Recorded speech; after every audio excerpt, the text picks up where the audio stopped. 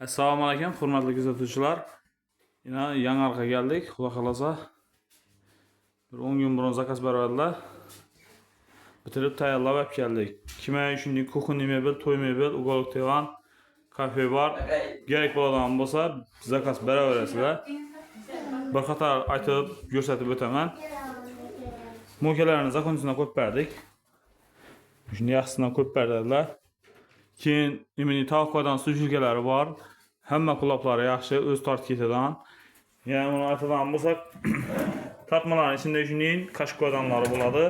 Tandem mexanizm o'z tortib ketadi. Mebellar xudo xolasa gap yo'q, ajoyib. Nechik? Aka, ko'nglingiz o'rnadimi? Ustaboy, rahmat, yaxshi. Pasadan büyüdü, görünüş yaxshi-ku. Ha. Yok, pasada kızık ama çalıyor.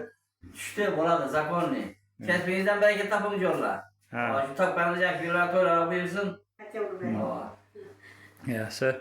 Sağ olun. Asa Xudoyim sizam balalarni, aqtiqlarni, mazmun rohatini ko'rib o'tirgaysiz.